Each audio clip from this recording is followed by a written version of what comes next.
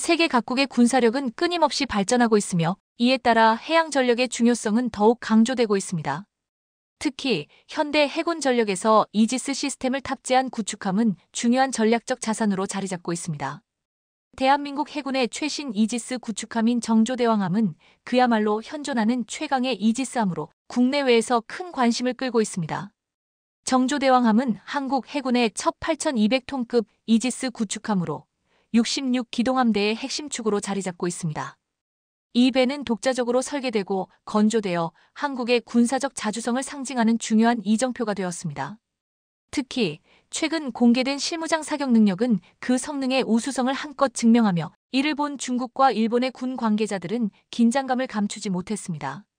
이는 단순히 한 척의 전투함을 넘어서 대한민국의 군사 전략과 해양 방어 체계에 대한 깊은 변화를 상징하는 사건이라 할 수 있습니다. 정조대왕함은 첨단 방어 시스템과 압도적인 화력을 자랑하며 이를 통해 적의 미사일을 효과적으로 요격하고 동시에 다양한 전투 임무를 수행할 수 있습니다. CIWS 근접 방어 무기 체계와 5인치 함포, 그리고 한국형 수직 발사기 등 다양한 첨단 무기 체계를 탑재하여 방어뿐만 아니라 선제적 공격 능력까지 갖추었습니다. 이지스 시스템을 통해 동시에 24개의 표적을 추적하고 대응할 수 있는 능력은 그 자체로 강력한 전투력을 의미하며 그 범위는 최대 1800km까지 도달할 수 있습니다. 이로써 정조대왕함은 북한의 탄도미사일이나 중국의 ICBM도 미리 탐지하고 대응할 수 있는 능력을 확보한 것입니다. 이번 실무장 사격에서 보여준 뛰어난 성능은 정조대왕함이 단순한 방어함이 아닌 공격형 전략의 핵심 전력으로 변모했음을 입증합니다. 한국은 오랜 기간 방어 위주의 전략을 취해왔지만 정조대왕함과 같은 최신 이지스함의 도입으로 그 전략의 중심이 공격형으로 전환되었습니다. 이처럼 강력한 전투력을 갖춘 정조대왕함은 한국형 삼축 체계의 최신화와 직결되며 킬체인 미사일 방어 시스템, 대량 응징 보복 체계의 유기적 결합을 통해 대한민국의 군사적 위상을 한층 강화하고 있습니다. 현재 대한민국의 군사력은 세계에서 몇 안 되는 수준으로 고도화되었으며 그 주역 중 하나인 정조대왕함은 미국, 일본과 함께 이지스 시스템을 자체 개발하고 운용할 수 있는 몇 안 되는 국가 중 하나로 인정받고 있습니다. 이러한 능력은 단순히 방어적 측면을 넘어서 글로벌 안보에 대한 중대한 영향력을 미칠 수 있는 전략적 가치가 있습니다. 특히 동북아시아에서 중국, 북한, 일본과 같은 강대국들이 밀접하게 엮여있는 상황에서 정조대왕함은 한국의 해양 방어력을 한층 강화하며 동북아 안보 환경에서 중요한 역할을 할 것입니다. 이처럼 정조대왕함은 단순한 전투함이 아닌 대한민국 해군의 전략적 중심축으로서의 역할을 확고히 하고 있으며 그 위상은 국제사회에서 점점 더 주목받고 있습니다. 현존하는 최강의 이지스함이 대한민국에 있습니다. 바로 정조대왕함입니다. 정조대왕함은 국내에서 독자 설계 건조했으며 우리 해군의 첫 8200T급 이지스 구축함으로 한국이 추진 중인 66기동함대의 핵심 축으로 국내외에서 비상한 관심을 불러 모았는데요.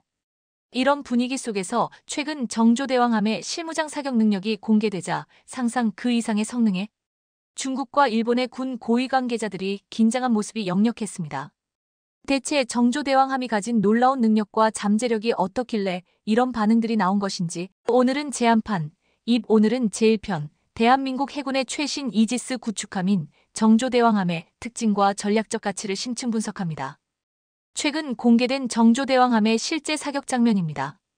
이번 실무장 사격에서는 펠렁스 CIWS라는 이름의 기관포 형태의 근접 방어 무기 체계가 제대로 작동하는지 검증이 이루어졌는데요.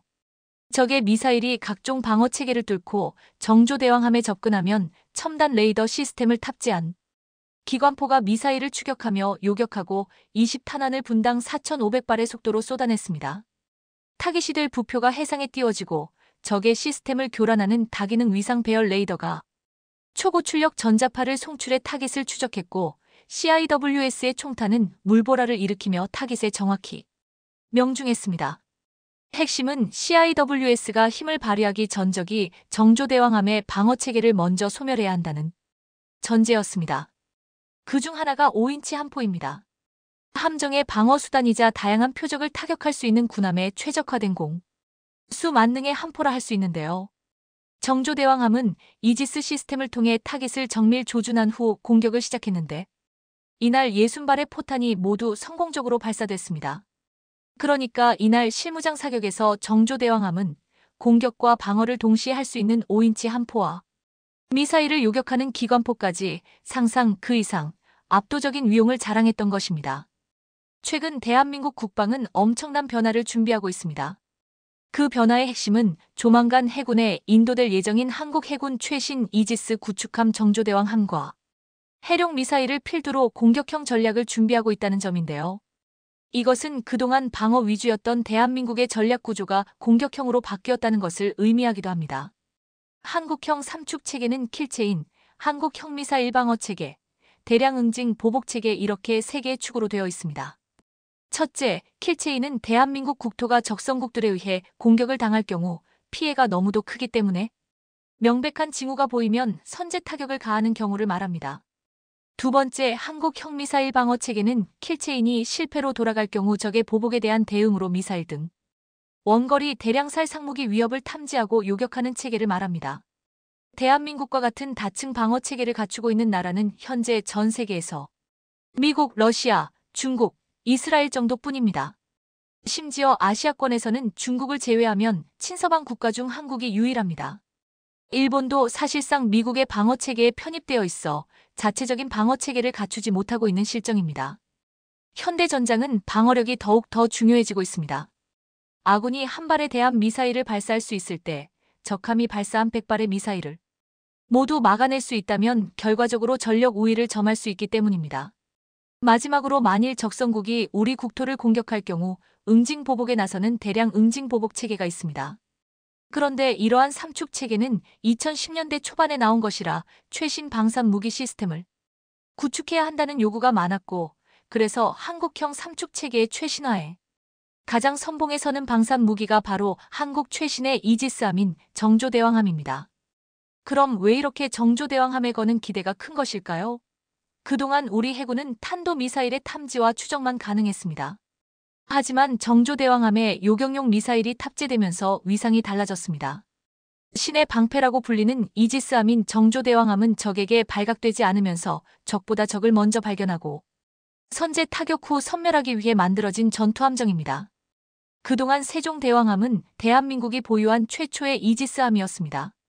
그런데 세종대왕함을 구매할 당시 한국은 원가 절감을 위해 미국, 일본과 공동 구매를 했고 4천억 원가량을 절감할 수 있었습니다. 하지만 당시 미국 방어체계에 한국이 참여하지 않는다고 중국을 안심시켜야 하는 국제 정세상 탄도미사일 방어 시스템을 추가하지 않았고, 그래서 세종대왕함에는 탄도미사일 방어 시스템이 더구나 북한의 탄도미사일 개발이 우리의 심기를 건드리기 시작했고 한국도 탄도미사일 요격체계가 필요해졌습니다. 정조대왕함은 전장 170M, 전폭 21사M, 경하배수량은 8,200톤입니다. 정조대왕함이 중요한 이유를 좀 더 깊숙이 분석해보면 첫째, 탄도미사일 요격 5.1 체계가 구축되어 있어 SM-3, SM-6도 요격할 수 있는 체계가 가능해졌다는 점입니다. 정조대왕함의 이지스 시스템은 동시에 24개의 표적과 동시에 교전할 수 있는 방어 능력을 가지고 있습니다. 현재 이지스 시스템은 미국과 한국을 제외하면 일본, 스페인, 노르웨이, 호주만이 운용할 수 있으며 이지스 시스템의 탑재 유무가 곧 구축함의 전투 역량을 가늠하는 기준이 될 정도로 구축함의 핵심 전력입니다. 이지스 시스템이 제 성능을 발휘하려면 고성능 레이더가 있어야 하는데요. 정조대왕함은 베이스라인 9형을 탑재하고 ANSPY-1DV 다기능 위상배열 레이더를 통해 최대 1800km 이내에 1800개 표적을 동시에 탐지할 수 있습니다. 쉽게 말해 제주해군 기지에 정박한 정조대왕함 한 척이 홍콩의 표적을 탐지할 수 있다는 이야기입니다. 사실상 중국 전역이 정조대왕함의 레이더 안에 있다고 볼 수 있습니다. 그래서 우리 해군의 이지스함이 북한의 천리마 일형이 탐지 범위를 벗어날 때까지 이를 추적할 수 있었던 것입니다. 예를 들어 중국이 내륙에서 ICBM을 발사했을 경우 정조대왕함은 이를 사전에 포착하고 요격 대응할 수 있다는 의미입니다. 이렇게 되면 사전 단계를 포착하고 1000km에 육박하는 해성이 미사일로 선제 대응에 나설 수도 있습니다.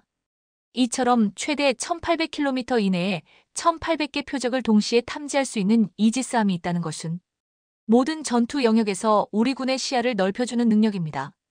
이게 얼마나 대단한 능력인가를 중국 해군과 비교해서 설명드리겠습니다. 중국의 주력 구축함인 55형 구축함은 추정 배수량만 1만 3천 톤, HPJ-38 130함포 1문, HQ-10-24 연장 SAM 발사기 1문을 장착했을 뿐더러 VLS만 112세를 탑재했습니다. 어마어마한 화력을 장착했다고 볼 수 있습니다. 하지만 결정적으로 전문가들은 중국의 55형 구축함은 이지스 구축함이 아니라 미사일 구축함이라고 판단합니다. 방어가 아닌 공격에만 모든 것을 치중했다고 보기 때문입니다.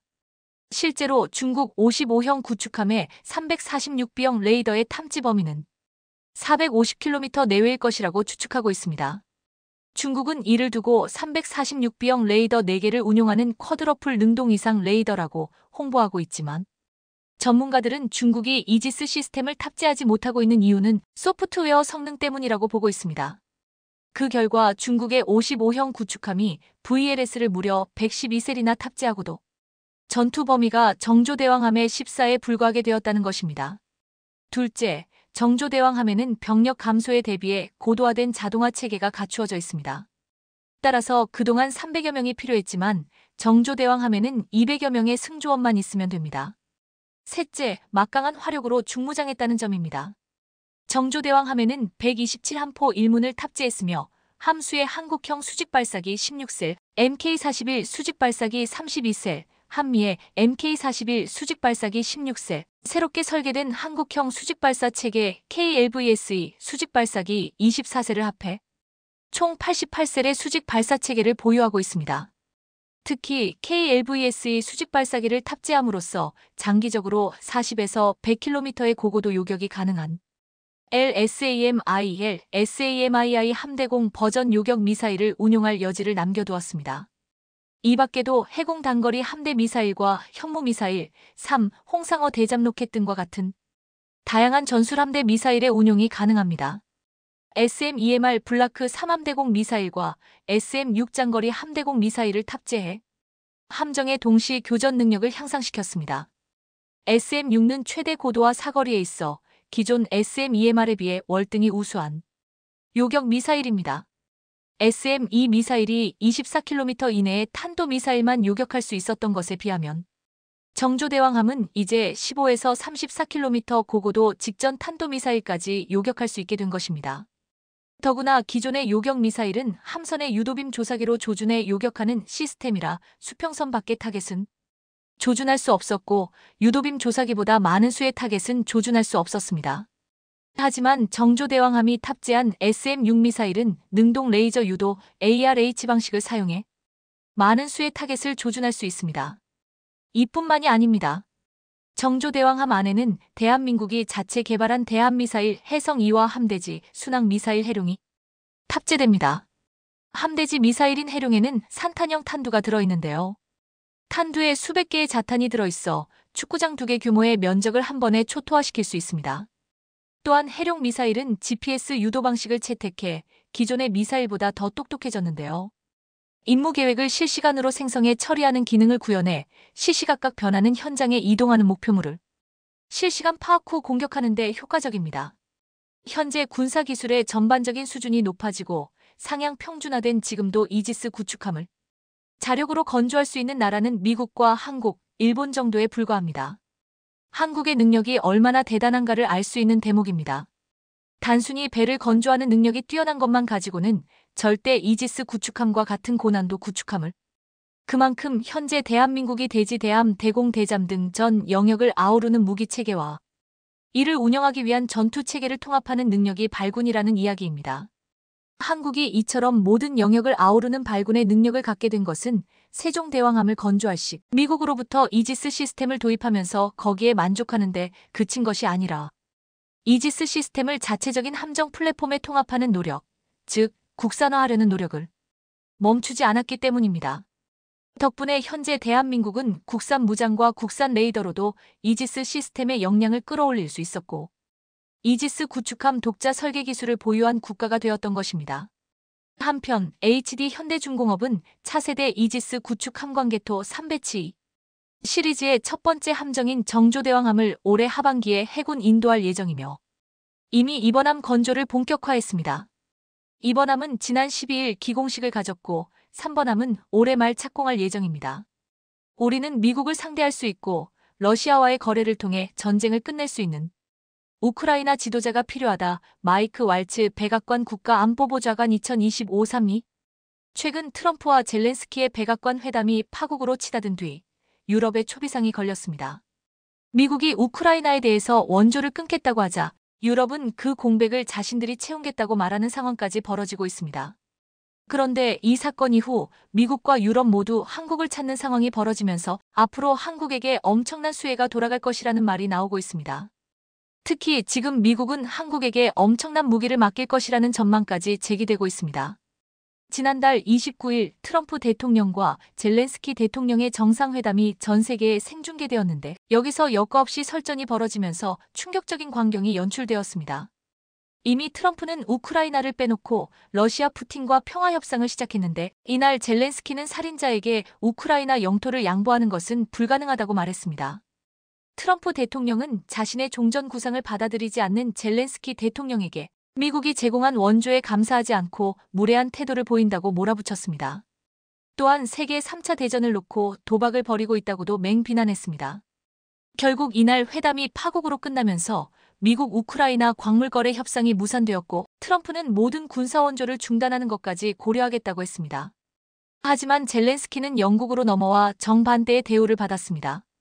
폰 데어 라이엔 EU 집행위원장과 코스타 EU 이사회 의장은 젤렌스키에게 당신은 결코 혼자가 아니다라는 공동 성명을 발표했고 영국 스타머 총리와 프랑스 마크롱 대통령도 우크라이나에 대한 변함없는 지지를 약속했습니다.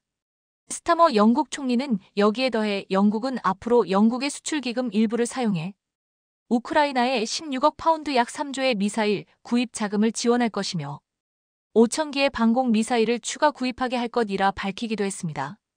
젤렌스키는 유럽에서는 지지와 환대를 받았지만 뒤늦게 미국의 지원 없이는 러시아를 막을 수 없다며 미국을 향해 광물협정에 서명할 준비가 되었다고 수그렸습니다. 하지만 트럼프는 지금 젤렌스키 대통령을 교체해야 한다고 압박하고 있습니다. 미국과 유럽이 젤렌스키를 두고 정반대의 행동을 하는 데는 정치적 군사적 적국이 다르기 때문이라고 했습니다. 먼저 트럼프는 러시아와의 관계를 정상화함으로써 얻는 이익이 크다고 보는데 러시아와 북한과 관계 개선을 해서 중국을 경제적으로 군사적으로 몰아붙여 압박을 가하려 한다는 것입니다. 반대로 유럽은 우크라이나를 침공해 유럽으로 확장해오는 러시아를 견제해야 하는데 여기에 필수적으로 우크라이나를 도와 러시아의 군사적 팽창을 막으려고 한다는 것입니다. 당장 미국은 30년간 매년 42조의 군함을 발주하려 한다고 했는데 미 의회에서는 동맹국이 자국 조선소에서 미해군 함정을 건조할 수 있게 해준다고 했습니다.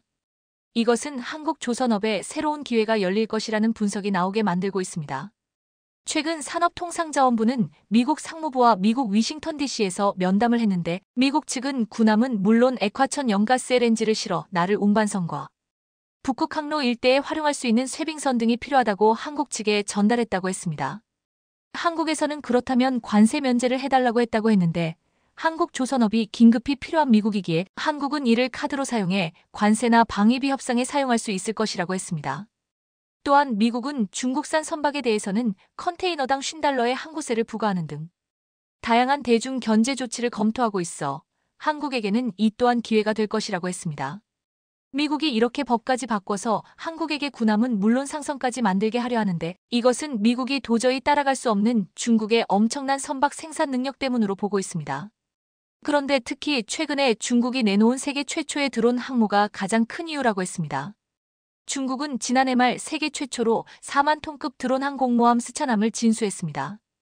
스차남은 강습 상륙함으로선 세계 최초로 전자기식 사출기를 설치했는데 사출기를 이용하면 고정의 항공기는 물론이고 활주로가 필요한 고정의 드론도 대량으로 신속하게 발사할 수 있습니다.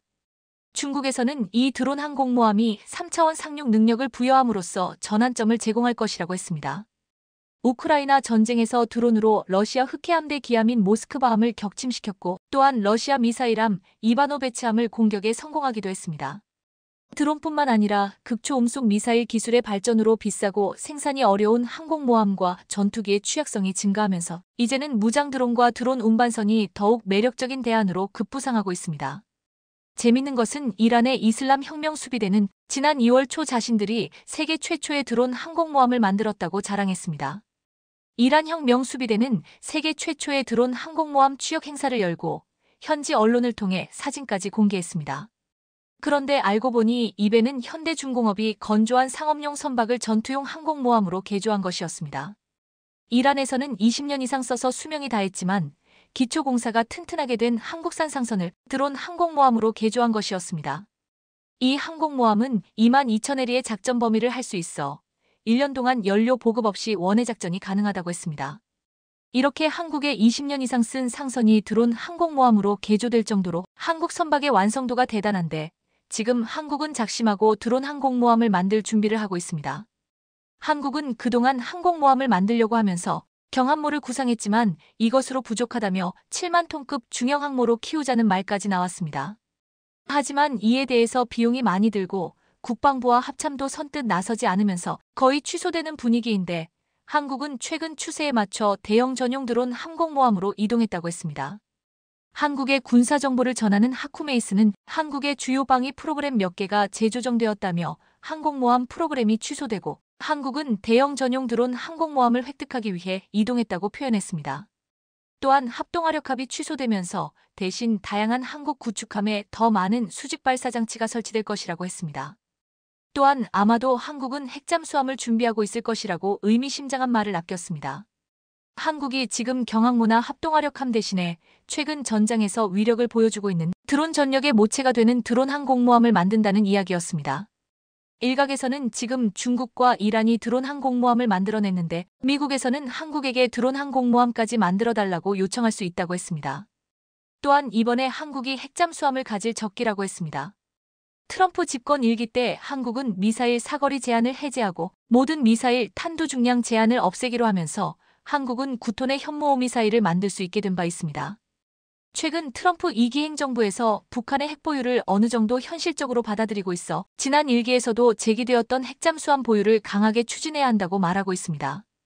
바이든 정권은 지난해까지만 해도 호주의 핵잠수함은 허용해도 한국의 핵잠수함을 반대했는데 트럼프가 돌아오면서 상황이 변할 것이라고 했습니다. 북한은 물론 중국을 상대해야 하는 상황에서 한국에게 반드시 필요하고 중국이나 북한군이 우리나라를 비껴서 미국 근해까지 접근하는 것을 막을 수 있다고 설득해야 한다고 했습니다. 한국 핵잠수함은 미국에게도 큰 이익이 된다는 이야기입니다. 미국은 이렇게 중국을 견제하고자 한국에게 군함과 상선 건조를 긴급히 요청하고 한국에게 핵잠수함을 허용할 수 있다고 분석되고 있습니다. 지금 유럽에서도 트럼프가 더 이상 유럽을 지켜주지 않겠다는 움직임이 나오고 있어 이미 한국산 무기를 대거 구입하고 현지 생산까지 꿈꾸는 폴란드를 중심으로 한국산 전차, 자주포 등 한국산 무기 구입이 늘어날 것이라고 전망하고 있습니다. 최근 슬로바키아는 폴란드에서 생산하는 K 전차를 구입할 의향을 비추기도 했습니다.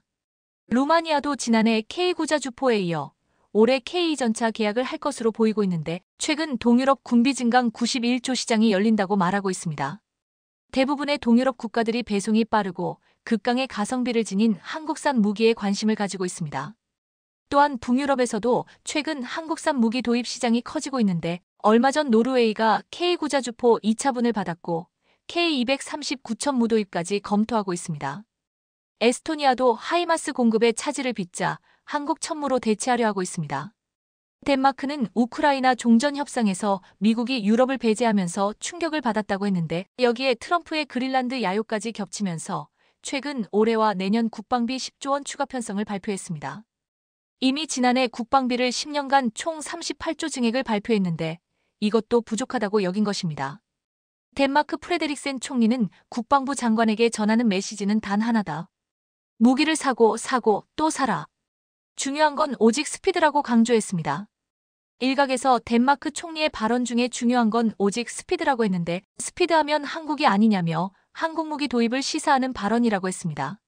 매년 건조되는 미국 군함 42조 시장, 동유럽 군비 증강 91조 시장, 덴마크 38조 등을 비롯해 수백조 수천조 이상의 방산 시장이 열리고 있는데 한국은 여기서 최대 수혜국이 될 수 있다고 전망하고 있습니다. 최근 중국이 해군력을 급속도로 증강하며 세계 1위 해군이라고 자부하고 있습니다. 하지만 최근 러시아의 국가 싱크탱크인 러시아 국제문제위원회 RIAC는 중국이 미국 해군을 따라잡는데 최소 25년이 걸릴 것이라는 분석을 내놓아 중국에게 충격을 주고 있습니다. 심지어 러시아 해군과 비교해도 10년은 뒤처진다는 평가를 받았죠. 단순히 함정수에서는 앞서지만 항공모함 전력과 원양작전 능력, 첨단 군사기술 등 핵심 요소에서 아직 큰 격차가 있기 때문입니다. 그런데 흥미로운 점은 이 같은 평가를 내린 곳이 서방이 아니라 중국과 비교적 우호적인 관계를 유지하는 러시아라는 점입니다. 한마디로 러시아가 중국 뒤통수를 친 것입니다. 러시아의 보고서가 나오면서 중국 내부에서도 반발이 나오고 있지만 보고서가 지적한 문제들은 쉽게 무시할 수 있는 내용이 아닙니다. 이러한 상황에서 한국 방위산업과 해군력의 발전이 더욱 주목받고 있습니다. 중국이 해군력을 나름대로 증강하고 있지만 대잠전 능력과 차세대 함정 개발, 실전 경험 등에서 한국은 이미 글로벌 수준의 경쟁력을 갖추고 있습니다. 과연 러시아에서 내놓은 보고서가 어떤 내용을 담고 있을지 중국 해군력의 현실과 한계를 분석하고 한국이 향후 동아시아에서 어떤 전략적 역할을 할 수 있을지 살펴보겠습니다. 러시아는 중국과 군사적으로 긴밀한 관계를 유지하고 있지만 이번 RIAC 보고서는 의외로 냉정한 평가를 내놨습니다. 보고서는 중국 해군이 러시아 해군을 넘어서는데도 10년이 필요하다고 분석했죠. 그 이유는 크게 세 가지입니다. 첫째, 중국 해군은 아직까지 실전 경험이 부족합니다. 러시아는 냉전 시기부터 여러 차례 실전을 치르며 함대 운영 노하우를 축적했지만 중국은 최근까지도 실전 경험이 거의 없습니다. 둘째, 해군력의 핵심인 항공모함과 전략 핵잠수함 기술에서 러시아가 여전히 우위에 있습니다. 러시아는 최신 보레이급 전략 핵잠수함과 야생급 공격 잠수함을 운영하고 있지만 중국은 아직 이 수준에 도달하지 못했습니다. 셋째, 중국 해군은 대규모 작전 능력에서 부족한 점이 많습니다. 구축함과 호위함 숫자는 많지만 대잠 작전 능력이나 장거리 원정 작전 수행 능력은 여전히 제한적입니다. 이러한 이유로 러시아조차 중국 해군의 성장 속도를 인정하면서도 아직 갈 길이 멀다는 평가를 내리고 있습니다. 중국이 구축함, 상륙함 등을 공격적으로 늘리면서 세계 1위의 해군력을 구축했다고 자랑하지만 미국의 해군력을 따라잡는 데는 25년이 걸릴 것이라는 러시아 정부 싱크탱크의 보고서가 나왔습니다. 러시아 해군을 넘어서는데도 10년은 필요할 것으로 봤습니다. 항모와 잠수함 전력 등에서 미국과 큰 차이가 난다는 얘기였습니다. 러시아 연방정부 싱크탱크인 러시아 국제문제위원회 RIAC는 1월 15일 이 같은 내용을 담은 중국 2049 미래학적 분석이라는 보고서를 발표했다고 국영 스푸트니크 통신이 보도했습니다. 이 보고서는 중국이 건국 100주년이 되는 2049년까지 미국과 비견할 만한 해군력을 구축할 것이라고 했습니다. 공격적으로 해군력을 늘리지만 아직 20년 이상의 격차가 있다는 거죠. 미국이나 영국 등 서방이 아니라 중국의 우호적인 러시아 싱크탱크가 이런 보고서를 내놨다는 점에 중국은 당혹해하는 분위기입니다. 포털 사이트 왕이와 소셜미디어, 웨이신 군사 블로거들은 러시아 전문가가 10년과 25년이라는 시간 격차로 얘기했지만 중국 군사 기술과 장비 제조 능력은 예상보다 훨씬 더 빨리 발전할 수 있다고 주장했습니다. 이 보고서를 낸 RIAC는 러시아 외교부와 교육과학부, 러시아 과학원 등이 함께 만든 연방정부 싱크탱크입니다. 이 보고서는 중국이 2049년까지 경제, 외교, 군사 분야에서 어떻게 발전해 나갈 것인지를 예측하는 내용을 담았습니다. 중국의 발전 경로에 대한 4가지 시나리오를 제시하면서 중국은 위기가 폭발하면서 엄중한 침체에 빠지고 미국 등 서방 국가는 안정적인 발전 추세를 유지하는 게 러시아로서는 최악이라고 했습니다. 중국과 서방이 지금과 같은 균형을 유지하면서 대립과 협력을 계속해 나가는 게 러시아의 고립을 막을 가장 이상적인 상황이라고 했습니다. 하지만 군사력 분야는 냉정하게 평가했습니다. RIAC는 중국의 국내 총생산 GDP 대비 군사비 지출이 1.5% 정도이고 숨겨진 항목을 포함해도 2%를 넘지 않아 앞으로 수년간 빠른 속도로 군비를 늘릴 것으로 예상했습니다. 그러면서 미국, 러시아와 대등한 핵 초강 대국으로 부상하면서 자국 전력을 세계 곳곳에 투사할 원양 함대를 창설하면서 인공지능과 레이저 무기 등 첨단 기술 개발에 집중할 것으로 봤습니다. 이 보고서는 중국이 현재 600에서 700개로 추정되는 핵탄두를 2035년 1500개까지 늘리면서 미국, 러시아와 대등한 핵전력을 갖출 것이라고 했습니다. 미국, 러시아에 이어 제3의 핵 초강 대국이 된다는 겁니다. 그렇게 되면 미국이 아태 지역 동맹국에 제공해온 핵 안전 보장에 대해 의문이 제기되면서 한국과 일본이 핵을 보유하거나 미군이 아시아 최전선에 전술 핵무기를 배치하는 상황이 올 것으로 전망했는데요. 중국이 막강한 조선 능력을 바탕으로 해군력을 증강하지만 수량면에서 여전히 큰 격차가 있다고 했습니다. 함정 수는 중국이 앞서지만 종합작전 능력을 가늠하는 해군 함정 총 배수량은 미국 해군이 2023년 기준 450만 TU로 중국 해군 230만 T의 2배에 가깝다는 거죠. 항모 전력 차이도 큰 것으로 봤습니다. 미국이 풍부한 경험에다 전력도 막강한 11개 항모전단을 보유한 데 반해 중국은 항모전단이 3개에 불과하고 그중 미국 항모 수준에 근접한 건 전자식 캐터펄트를 갖춘 푸제노 정도밖에 없다고 말했습니다. 중국이 쉽게 메우기 어려운 격차라는 것입니다. 미국은 60척이 넘는 핵 추진 잠수함도 보유해 전 세계적인 범위에서 고강도의 작전을 수행할 능력이 있다고 했습니다. 중국의 대잠수함 작전 능력과 장비 등도 크게 뒤떨어지는 것으로 봤습니다. 중국 해군은 러시아산 카모프 28 대잠 헬기, 자체 개발한 하얼빈지 20 대잠 헬기 등을 운용하지만 미국의 시호크 대잠 헬기 등은 그보다 성능이 훨씬 더 뛰어나다는 겁니다. 해외 군사기지 숫자의 격차도 언급했습니다. 미국은 미국 본토를 제외한 전 세계 140여 개국에 374개 군사기지를 확보해 운용하는 반면 중국은 지부티 한 곳에 불과해 군사보급 능력에서 비교가 안 된다는 겁니다. 러시아도 최신 전략 핵잠수함으로 정숙성이 뛰어난 보레이급 잠수함을 비롯한 막강한 잠수함 전력을 갖추고 있어 중국 해군력의 10년은 앞서는 것으로 봤습니다. 미국 비즈니스 인사이더도 작년 12월 24일 중국의 잠수함 전력이 미국과 비교해 크게 떨어진다고 보도한 적이 있습니다.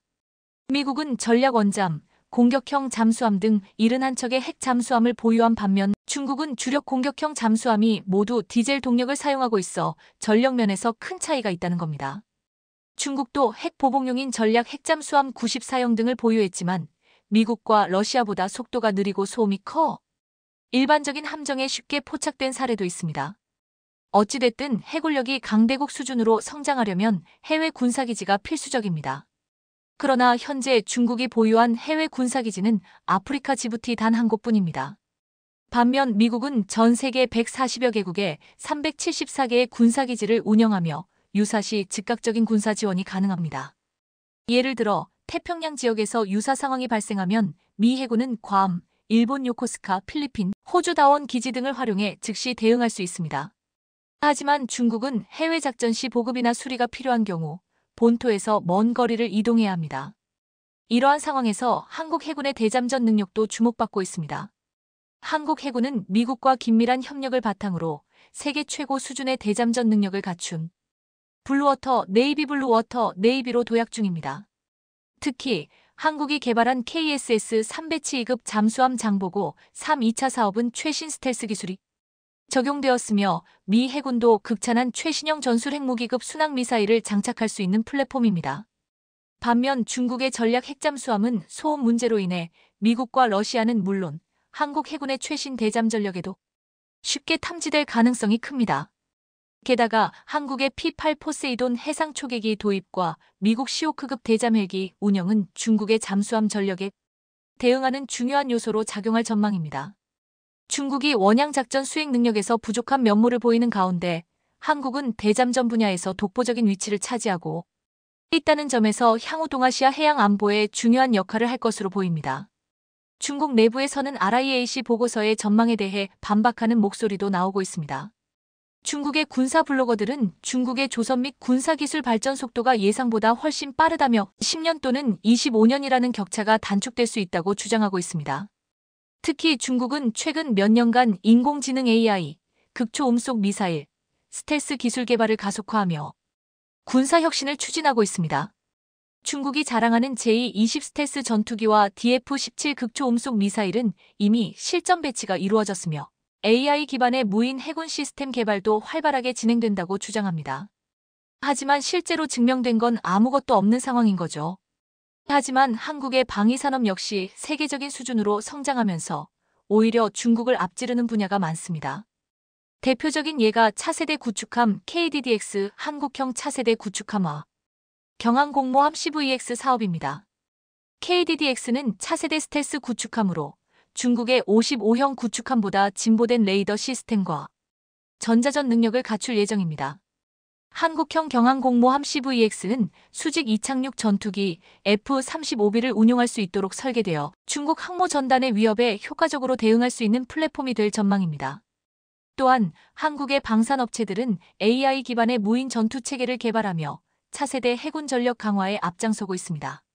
세계적으로 인정받고 있는 한국의 스마트 조선 기술과 결합하면 중국보다 훨씬 더 효율적인 해군 전력을 구축할 가능성이 큽니다. 그러니 미국도 해군 전력을 더욱 강화하기 위해 한국에 특별히 요청하고 있는 것이죠.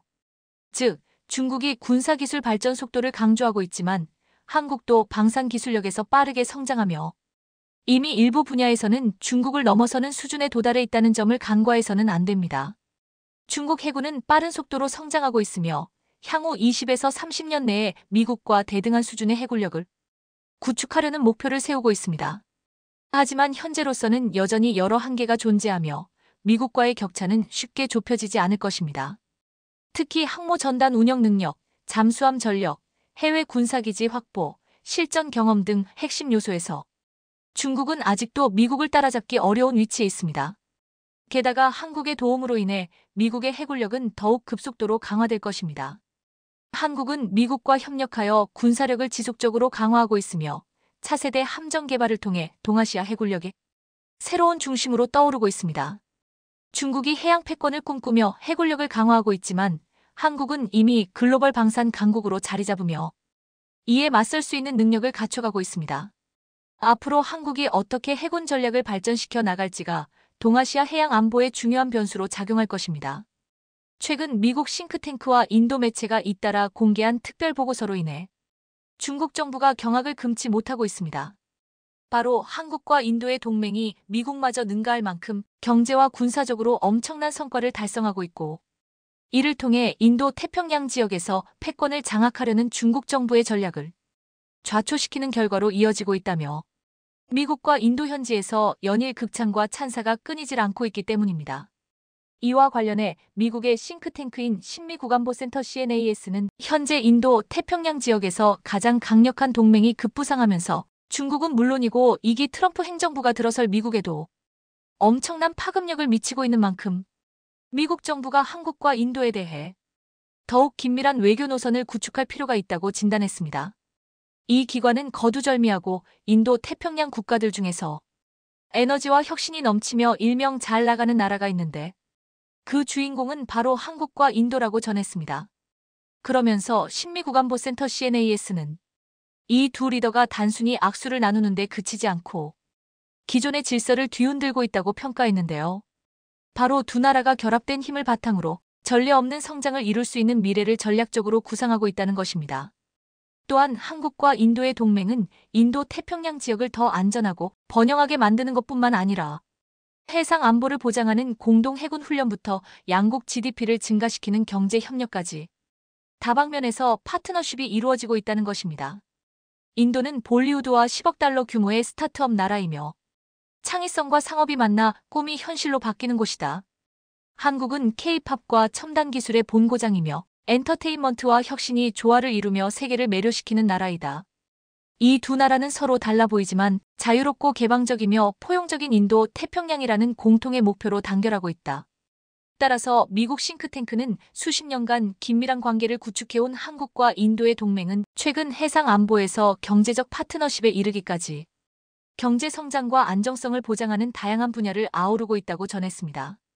특히 이 기관은 인도양에서 전개되고 있는 한국과 인도의 강력한 군사동맹으로 인해 이 지역에서 패권 확장을 노렸던 중국의 전략이 철저하게 산산조각 나고 있다며 큰 감탄사를 터뜨렸는데요.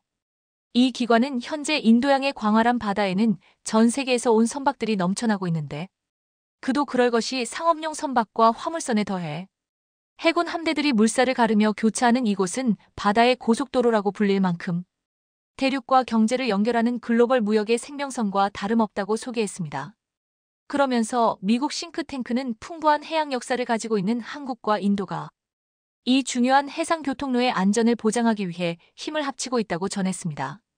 그들의 협력은 지역 안정과 평화를 위한 강한 의지를 보여주는 증거이다. 함께 노력함으로써 그들은 잠재적 위협들에게 강력한 메시지를 전하고 있다. 이들은 공동 해군 훈련을 실시하고 정보를 공유하며 해적 행위와 기타 위협에 맞서 함께 싸우고 있다. 이 훈련은 단순히 해군 역량을 과시하는 것이 아니라 양국의 군대 간 신뢰와 이해를 쌓는 데 목적이 있다. 또한 미국 싱크탱크인 신미국안보센터 CNAS는 한국과 인도의 효과적인 해상만보 작전은 스리랑카와 파키스탄을 거점으로 인도양에 진출하려는 중국의 노골적인 팽창 전략을 물거품으로 만들면서 중국 정부를 당혹해 하고 있다고 덧붙였습니다. 뿐만 아니라 풍부한 인적 자원과 인도양에서의 전략적 위치를 가지고 있는 인도와 첨단 기술력과 세계 최고의 조선 기술을 보유한 한국이 인도양에서 강력한 동맹을 구축하면서 경제적으로 엄청난 이익을 누리고 있다는 것입니다. 그들 한국의 첨단 해군 기술과 최첨단 조선 시설은 이 해상 동맹에서 한국을 강력한 파트너로 만든다. 이 협력은 해상에서 이루어진 완벽한 조합이라고 할 수 있다. 인도의 전략적 역량과 한국의 기술적 진보가 만나 강력한 선의의 힘을 만들어내고 있다. 이 협력은 단순히 해군력을 과시하는 데 그치는 것이 아니라 양국 해군 간 협력과 상호 존중의 정신을 키우는 데 목적이 있다. 이는 중요한 무역로를 보호하고 항해의 자유를 보장하며 분명한 메시지를 전하는 데 목적이 있다. 인도 태평양은 불량배들 중국의 놀이터가 아니다. 그리고 미국 싱크탱크는 한국과 인도의 동맹은 단지 안보뿐만 아니라 경제 분야에서도 큰 발전을 이루고 있다고 극찬했는데요. 실제로 이 기관은 지난 2022년 기준만 하더라도 한국과 인도의 연간 교역액은 278억 달러 40조 원에 달하는 것으로 나타났는데 이는 인도와 일본의 교역액 200억 달러보다 훨씬 앞선 규모라고 전했습니다. 또한 이 기관은 한국과 인도가 해를 거듭할수록 더 깊은 무역 관계를 구축하고 있는 만큼 양국 간 교역액을 500억 달러 73조 원까지 확대하는 것을 목표로 하고 있다며 크게 놀라워하는 반응을 보였습니다. 인도는 젊고 역동적인 노동력과 거대한 소비시장을 보유하고 있다. 한국은 기술적 노하우와 투자 자본을 가지고 있다. 경제적으로 완벽한 천상의 조합이다. 그들은 서로의 경제에 투자하며 일자리를 창출하고 혁신을 주도하고 있다. 또한 미국의 싱크탱크인 신미국안보센터 CNAS는 한국과 인도의 역대급 동맹 관계는 반도체와 인공지능을 아우르는 첨단 기술 분야로 확대되고 있는 만큼 중국과 격렬한 패권 경쟁을 펼치고 있는 미국 정부가 이 두 나라의 동맹을 절대 가볍게 여겨서는 안 된다고 지적했습니다. 이 기관은 현재 한국과 인도가 첨단 기술 분야에서 협력하며 미래를 설계하고 있는데 여기에는 반도체와 인공지능을 비롯해 5세대 오지 이동통신과 로봇에 이르기까지 모든 첨단 기술을 망라하고 있다고 극찬했습니다. 그들은 기술을 공유하고 연구개발에 협력하며 서로의 스타트업에 투자하고 있다. 이것은 시대를 초월한 기술 로맨스라고 생각해 볼 수 있다. 삼성과 LG를 보유한 한국은 전자제품과 반도체 분야의 글로벌 리더이다. 인포시스 INFOSYS와 위프로 WIPRO를 보유한 인도는 소프트웨어와 IT 강국이다. 함께 이들은 글로벌 기술 지형에서 막강한 힘을 발휘하고 있다. 이 파트너십은 멋진 기기를 만드는 데 그치지 않는다. 이것은 기술적 독립을 확보하고 경제 성장을 촉진하며 혁신의 미래를 형성하는 것이다. 뒤이어 미국 싱크탱크는 한국과 인도의 동맹 관계는 여기에서 그치지 않고 문화 분야에서도 엄청난 인적 교류가 이루어지고 있다고 평가했습니다. 이 기관은 현재 한국과 인도가 서로의 문화를 받아들이며 정부 간 협정을 넘어 인적 유대를 더욱 강화하고 있는데 특히 전 세계적인 열풍을 일으키고 있는 한류만 하더라도 인도 국민들의 식생활과 문화 풍습을 바꿀 만큼 큰 영향력을 과시하고 있다고 평가했는데요. 서로의 차이점에도 불구하고 그들은 공통된 가치와 포부를 공유하고 있음을 깨닫고 있다. 이 문화 교류는 선의와 우정을 쌓는 기반을 만들며 양국의 협력을 더욱 강화하고 있다. 그러면서 미국 싱크탱크는 현재 인도 태평양 지역은 중국의 도발로 인해 심각한 안보 문제들이 발생하고 있지만 안보와 경제 분야에 더해 문화 분야에서 끈끈한 동맹 관계를 구축하고 있는 인도와 한국이 이를 해결하고 있다고 극찬을 아끼지 않았습니다. 이 기관은 국방 협력을 강화하고 있는 한국과 인도는 현재 인도 태평양 지역에서 벌어지고 있는 각종 안보 위협에 맞서 함께 대처하고 있는데 이를 위해 군사정보 공유와 군사훈련을 공동으로 전개하는 것을 넘어 자주포와 잠수함 등 군사장비를 공동으로 생산함으로써 두 나라의 경제와 안보를 더욱 튼튼하게 만들고 있다고 평가했습니다. 인도는 다양한 안보 위협을 다루는 경험과 풍부한 인적 자원을 보유하고 있다. 한국은 첨단 기술과 방위 산업 전문 지식을 보유하고 있다. 그들은 방어 분야의 다이나믹 듀오로 어떤 도전에도 맞설 준비가 되어 있다. 이 파트너십은 단순히 무기를 만드는 데 그치지 않는다. 이는 그들의 국민과 지역 전체를 위한 더 안전하고 안정된 환경을 조성하는 것이다. 따라서 미국의 싱크탱크인 신미국안보센터 CNAS는 경이적인 동맹관계를 구축한 한국과 인도는 중국의 안보 위협에 직면한 인도 태평양 국가들을 효과적으로 구출하고 있을 뿐만 아니라 상호 번영과 세계 평화에도 크게 기여하고 있는 만큼 중국과 패권 경쟁을 벌이고 있는 미국 정부가 이 대열에 적극적으로 동참한다면 중국과의 패권 경쟁에서 확실한 우위를 점할 수 있을 것이라고 조언했습니다. 결국 미국 싱크탱크의 이 같은 의견은 상호 호혜와 공동 번영을 위해 세계 각국과 진심 어린 우호설린의 관계를 맺어왔던 우리의 진심이 세계의 많은 나라들에게 큰 귀감이 되고 있음을 잘 대변해주고 있습니다. 최근 동아시아의 정세가 급변하고 있습니다. 중국과 러시아 그리고 이제는 북한까지 핵무기들, 일명 핵폭주가 시작되고 있기 때문입니다. 그렇기에 이들 국가의 핵미사일 위협을 억제하기 위해선 미국의 전술핵을 한반도에 재배치해야 한다는 목소리가 높아지고 있죠. 하지만 트럼프는 한국의 전술 핵배치가 아닌 한국의 자체 핵개발의 필요성에 대해 주장하고 있는데요. 최근 알려진 바에 따르면 중국이 세 곳에서 대륙간탄 도미사일의 지하 경납고를 300개 이상을 짓고 있다고 합니다. 만일 중국이 경납고 전체에 있는 다수의 탄도미사일을 배치한다면 중국의 총 핵무기 수는 현재 미국이 배치한 핵무기 수와 비슷해지는데요. 미 국방부는 지난해 10월 공개한 중국 군사력 보고서에서 중국이 현재 500기가 넘는 핵탄두를 보유하고 있고 2030년까지 1000기가 넘는 핵탄두를 보유하게 될 것이라고 전망했습니다. 또한 러시아는 지난해 신전략 무기 감축 협정 참여 중단을 선언했으며 북한은 러시아의 첨단 기술을 제공받으며 핵 능력을 빠르게 고도화하고 있죠. 이런 상황에서 미국의 핵태세 조정이 이뤄진다면 그것은 북한보다는 중국을 더 의식한 움직임일 것으로 관측되는데요. 군사 전문가인 브루스 백돌 교수는 중국은 분명 미국의 최대 경쟁자라면서 중국은 계속해서 핵무기 시스템을 발전시키고 현대화하며 보유수를 늘리고 있다. 그러면서 미국 내 정책 전문가 대부분이 중국을 가장 큰 위협으로 보고 있다고 설명했는데요. 중국이야말로 향후 미국이 가장 많이 대비해야 할 위협이라고 지적했죠. 미국은 1991년 소련과 전략무기 감축 협정을 맺은 이후 핵 확산을 막는 데 주력해왔습니다. 특히 오바마나 바이든의 민주당 정부는 핵 없는 세상을 강조하며 기존 핵도 줄이려 했습니다. 그러나 우크라이나를 침공한 러시아가 핵 군축 조약 불참을 선언하고 중국이 2030년까지 핵탄두 1000개 보유 계획을 진행하는 등 세계 핵안보 질서가 요동치자 미국도 핵 증강으로 선회하려는 움직임을 보이고 있는데요. 반면 트럼프의 공화당은 실전 배치 핵탄두를 늘려라, 핵 군비 경쟁에 나서라고 할 정도로 더 적극적인 움직임을 보이고 있습니다. 또한 한국이 자체 핵무기를 보유하는 것에도 열린 생각을 갖고 있죠. 그만큼 북중러의 핵폭주가 심각하기 때문인데요. 하지만 북중러와 머리를 맞댄 한국만 핵이 없는 상황입니다. 일본은 우라늄 농축과 사용 후 핵연료 재처리 권한이 있지만 한국에겐 없으며 미국의 핵정책 선회에서 핵 확보 기회를 찾아야 하는 상황이죠. 트럼프와 반대로 바이든은 주한미군을 철수하거나 대안으로 한반도 전술핵 재배치만을 주장하고 있는데요. 트럼프 대통령이 당선 후 주한미군 철수를 추진하면 한국에서 자체 핵무장을 주장하는 목소리가 커질 수 있기 때문에 전술핵이 필요할 것이라는 게 그의 의견입니다.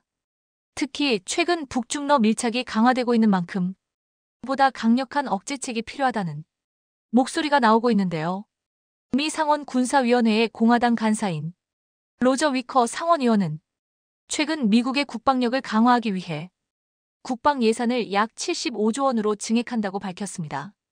그 일환으로 미국 전술 핵무기를 한반도에 재배치하고 한국과 북대서양 조약기구처럼 핵무기를 공유하는 방안을 제안했죠.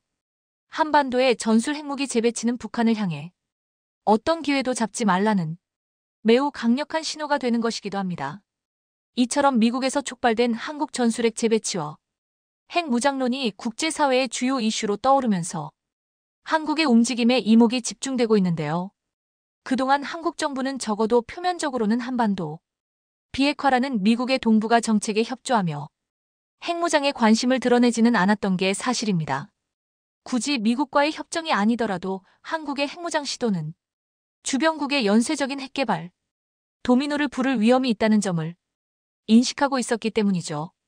그러나 근래 들어 경제적으로 고속성장한 중국의 빠른 무력 증강이 북한보다 더 동북아 정세의 위협으로 다가오는 데다 유일 강대국 지위가 도전받는 미국의 불안감으로 한국 역시 국방력 강화에 좀 더 박차를 가해야 할 필요성에 직면했는데요. 그래서인지 문재인 전 정부에서 한국의 무기 개발 및 생산 능력은 빠르게 끌어올려졌고 미국에게는 한국이 핵무기는 아니지만 핵잠수함 건조까지는 양해받고자 했습니다. 그러면서 자연스럽게 한국 내에서 자체 핵무장론이 다시 수면 위로 떠오르기 시작했는데요.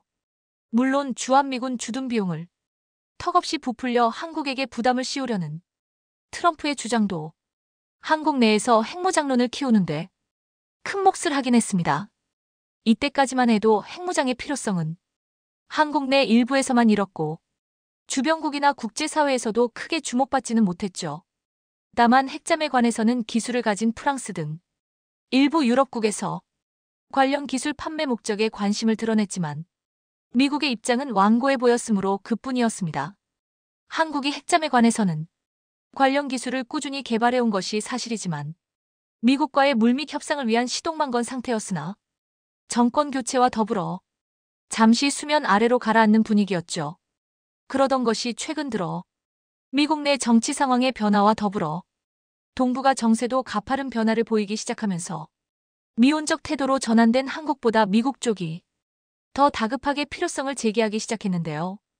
이와 더불어 한국인들의 안보 불안감과 자체 핵보유 열망도 점점 높아지는 상황입니다. 지난 2023년 1월에 발표된 여론조사에 따르면 한국 국민의 76.6%가 독자적인 핵개발이 필요하다고 평가했습니다. 2024년 1월에서도 72.8%의 한국 국민이 핵무장이 필요하다고 응답했었죠. 이는 작년에 비해 약 4% 정도 낮아졌지만 여전히 높은 지지율을 보이고 있음을 알 수 있는데요. 하지만 한국의 자체 핵무장에 대해서는 전문가들 사이에서도 실익과 실현 가능성을 놓고 의견이 엇갈립니다. 미 육군에서 20년 근무했던 군사전략 전문가 에이드리언 루이스는 트럼프가 재집권에 성공하면 세계는 각자 도생의 시대로 갈 수밖에 없다. 한미 동맹에만 전적으로 의존할 것이 아니라 안보에 있어 비상 대비책이 필요한 상황.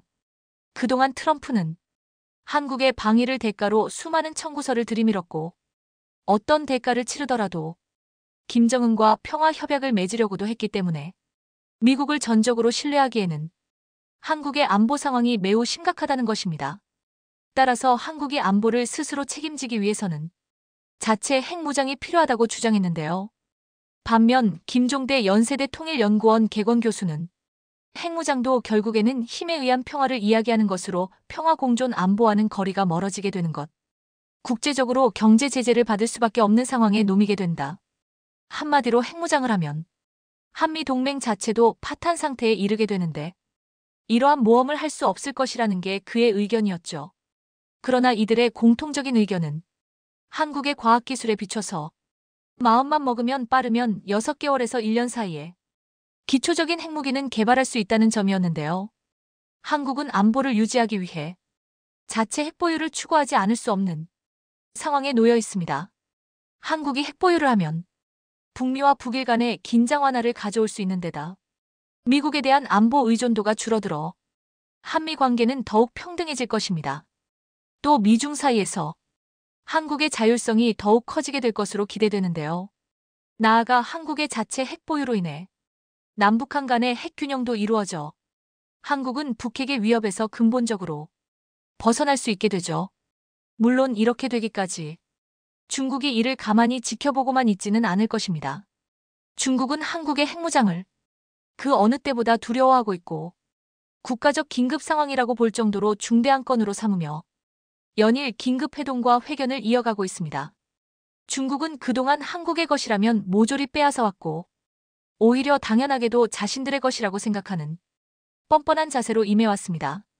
그렇기에 이를 가만히 두고 볼 리 없는 중국은 만약 미국이 한국에게 핵승인을 하게 되면 미국과 전쟁까지도 불사하겠다는 위협적인 발언도 서슴지 않고 있죠.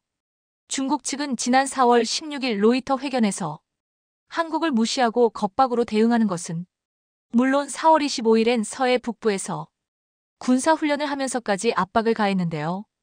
결국 중국은 과거에서부터 현재까지 앞으로는 한국을 파트너처럼 이야기하고 있지만 언제나 한국을 발 아래 두고 싶어하는 모습을 보이고 있는 것입니다. 최근 육군이 추진 중인 아파치 2차 사업 36대 도입 사업에 보잉이 4조 6천억 원을 선고하면서 헬기 무용론과 맞물려 백지화될 것으로 보입니다. 이러한 가운데 육군은 최근 국산 자폭용 드론을 활용하여 T-80U 전차 파괴 테스트를 진행했습니다.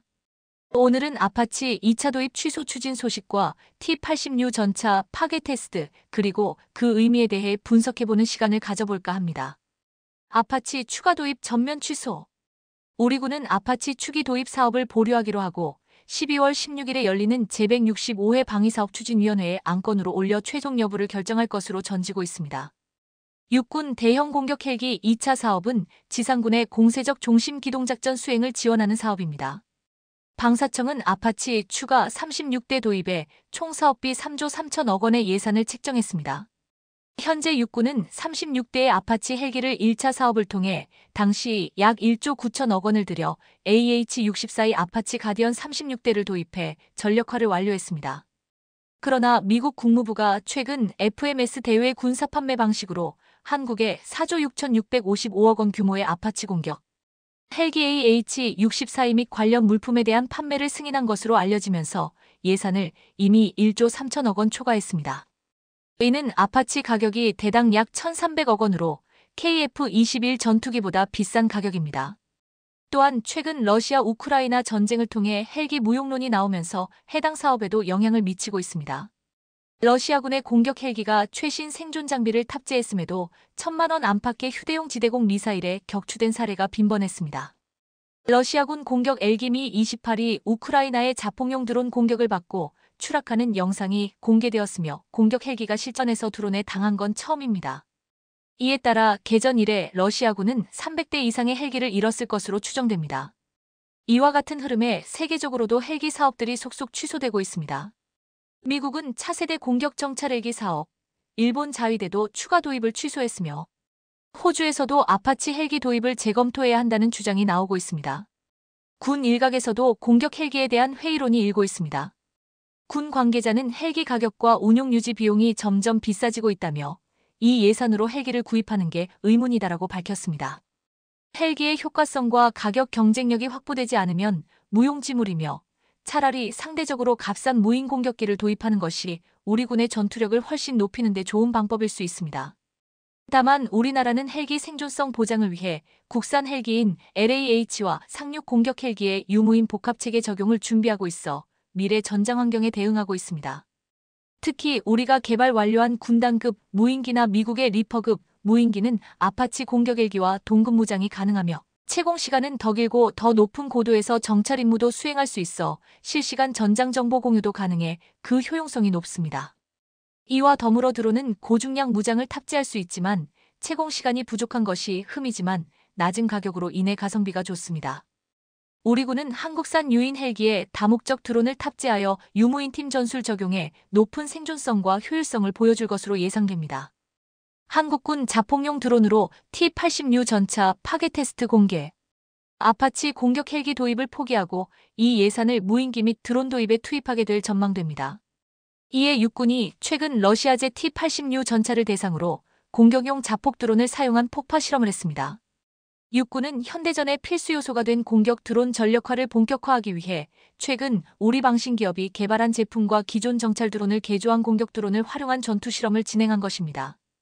육군 관계자는 이번 전투 실험은 러시아 우크라이나 전쟁 등에서 주요 공격 전력으로 활용 중인 드론을 한반도 전장에서 활용할 수 있는 방법을 모색하기 위한 취지라고 실명했습니다.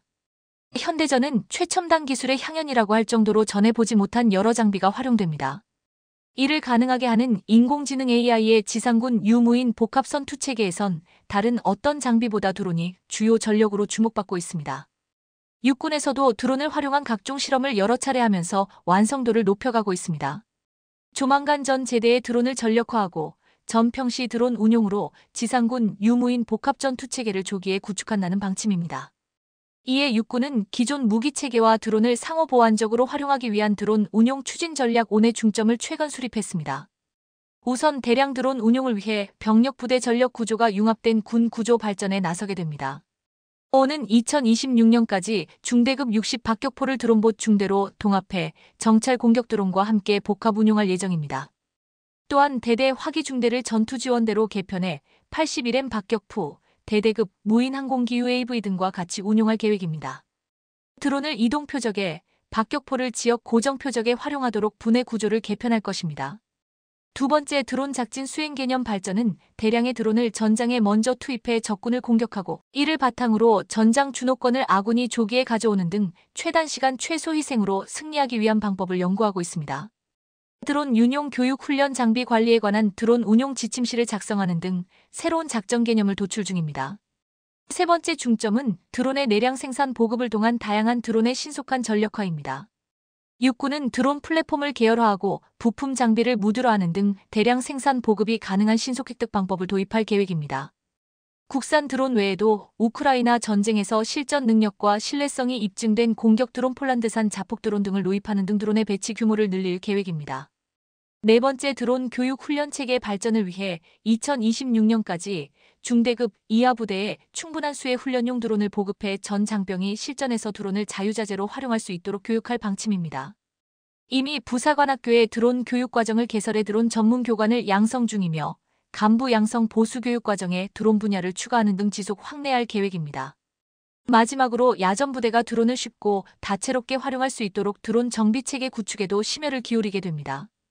육군은 드론에 문제가 발생했을 때 운용부대는 문제가 생긴 부품만 교체해 즉각 작전 교육 훈련을 지속하고 세부적인 수리 정비는 업체를 통하는 3단계 정비 지원체계 부대 정비 야전 정비 외주 정비를 구축할 예정입니다. 또한 드론 분야의 민군 기술력 확보 및 드론 붐 조성을 위해 매년 열고 있는 육군 참모총장배 드론복 경연대회도 학내 운영합니다. 이미 올해부터 드론 폭탄 투하와 드론 직충돌 종목을 추가했습니다. 직충돌 종목은 우크라이나 전쟁에서 활용돼 널리 알려진 드론 기술 건물 내부 통과, 변칙기동, 목표물 식별 직충돌을 적용해 대회를 진행하고 있습니다. 육군은 전쟁 패러다임의 전환과 인구 절벽으로 인한 병역 자원 감소 등 급변하는 안보 환경에 대응해 AI 기반 지상군 유무인 복합 전투 체계를 조기에 구축하는 등 첨단 과학기술 기반의 최정예 육군으로 거듭나기 위해 노력할 예정입니다. 이번에 아파치 헬기 도입이 취소가 된다는 것은 우리 군의 빠른 무인기 및 드론 무기체계 전환을 의미하게 될 것입니다.